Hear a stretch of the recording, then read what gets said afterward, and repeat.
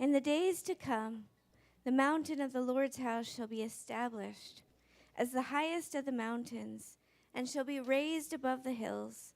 All of the nations shall stream to it. Many people shall come and say, let us go up to the mountains of the Lord and the house of the God of Jacob, that he may teach us his ways, and that we may walk in God's paths. For out of Zion shall come forth instruction, and the word of the Lord from Jerusalem. And he shall judge between the nations, and shall arbitrate between many people. And they shall beat their swords into plowshares, and their spears into pruning hooks. And nation shall not lift up sword against nation, neither shall they learn war anymore. I want to invite you into this first Sunday of Advent with some different words. You may have noticed that that's not the traditional version of, there's a pastor back there raising his eyebrows. And in church history, well, recent church history at least, maybe for the last 50 years, there's great debates about church music. What makes church music meaningful? What makes it appropriate? What makes it right? Is it an organ? Should it include a guitar? Dare a banjo play? Would it be okay to have percussion? I just don't know. If it's percussion, does it have to be like a proper timpani, or is it something else? Should there be a full orchestra? Does something have to be in the hymnal? Did it have to originate like in the 1700s in Germany or England for it to be sacred? And then there were these debates about like,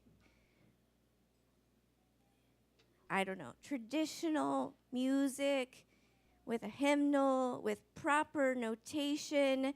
You should be able to know where you're going. The music should be written there for all of the people who can read music, versus the screens and the lyrics and the songs that just repeat and repeat and repeat and repeat. And all of these debates are fine conversations. But none of them, I believe, got to what is actually maybe the most important thing about the conversation we should be having about sacred music, about worship music, about what we do in church, which is the words. Because if we look at the words, whether they were written in the 1700s or in the 1900s, often they are very triumphant and sometimes violent and a little bit not at all encouraging. They can be filled with shame. They can be filled with these feelings of groveling for God's look, our direction. They can be filled with this sense of an easy triumph that feels a little bit like a military victory.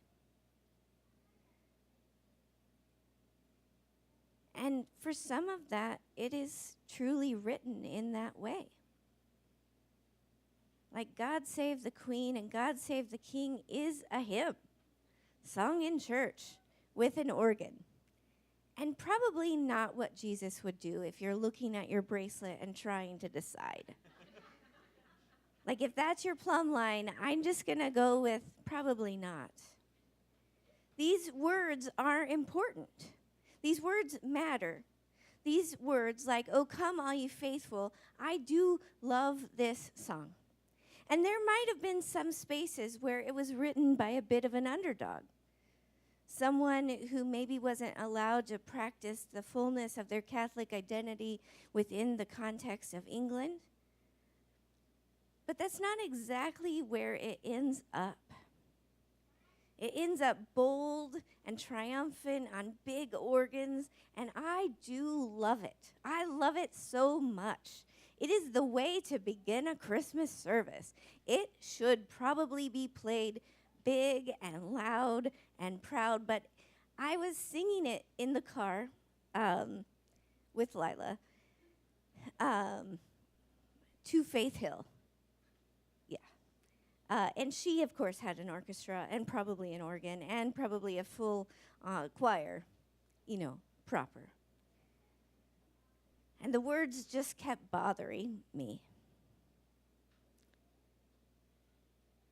And so that bothering just kept sitting with me about 3 years ago.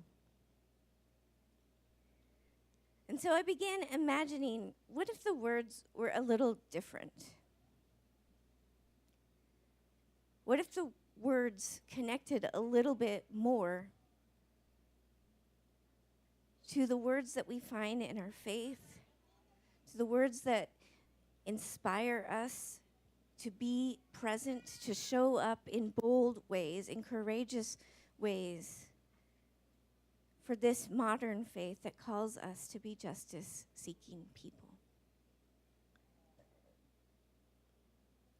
See, that language of triumph, it might mean something if we were truly the underdogs, but probably we're not. When I put out a prayer before the election,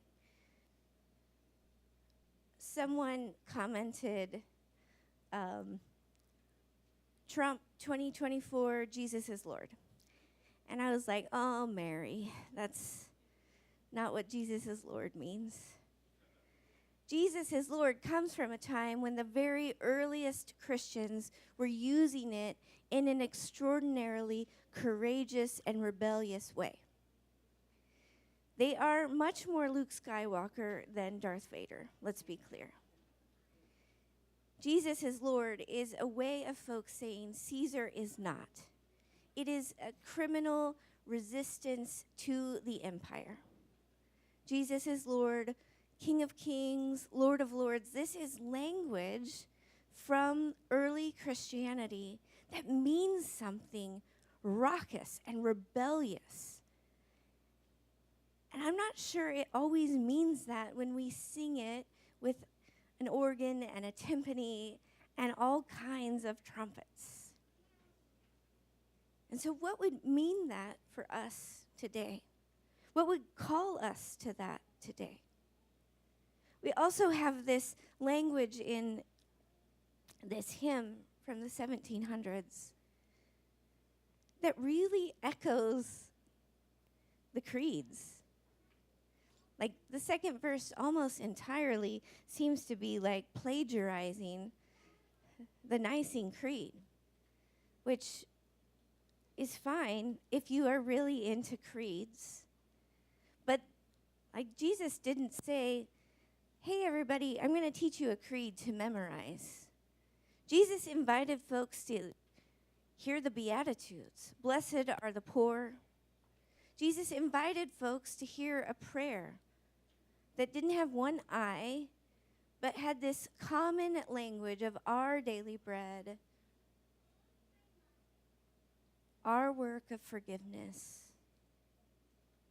our work of forgiving others. And so this work of this season of singing, of connecting, it invites us into something new. Christmas is this rebellious song, I hope. And so how do we take it in? And how do these words sink into us? And so maybe we can have all the verses, some new ones and some old ones. And maybe when we sing some of the old ones, we can remember that when we sing something that says Lord, or Lord of Lord and King of Kings, that we are singing something that means empowering the most vulnerable folks against and above the most powerful folks around. It means rejecting this system of dominance and power over others. The last thing about this hymn that I want to invite us into is this language of adore. Oh, come, let us adore him. Like, it's not just like going up to the nursery and like, oh, this cute baby. It's so cute. We love this little baby. Adore comes from this Latin root of awe. This beautiful, beautiful, fearful, overwhelming, inspiring awe.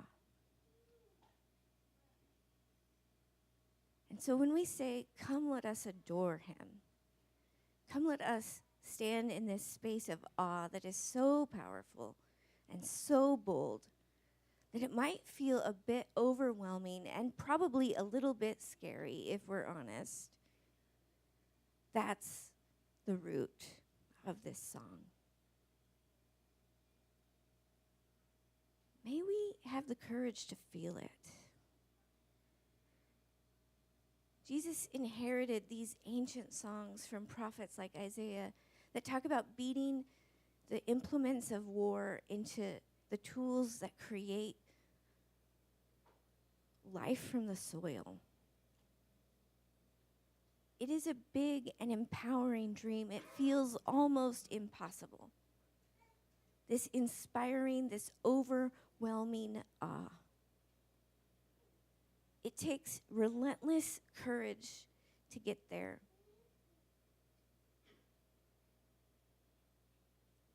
I believe it's what inspired Jesus' work over and over and over again. It's what his prayers and his work is rooted in.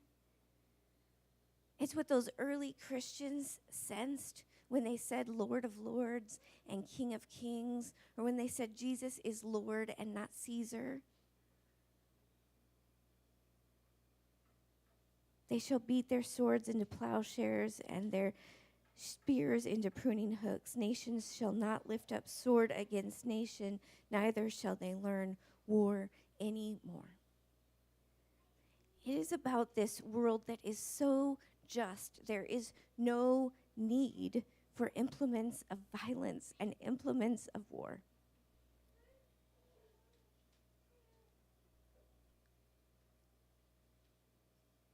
And it requires all of us. And there's nothing in this text from Isaiah and there's nothing in the life of Jesus that says everyone comes to the mountain and they convert to anything else. They stay who they are. They don't go up to the mountain in this vision and become something else or decide to be Jewish. There's nothing in the life of Jesus where he's like, well, let's decide if you're really going to do this or not before I sit down with you or engage with you or show up with you. Everyone is different and everyone is who they are, but everyone comes together for this work of justice, this work of compassion. That's this presence of Lord of Lords and King of Kings, of turning these military implements into equipment for farming, to make peace and abundance for everyone. That's the call, I hope, of our Advent season. May we have the courage to lean into it. Moment by moment, little by little, letter by letter, breath by breath. May it be so. Amen.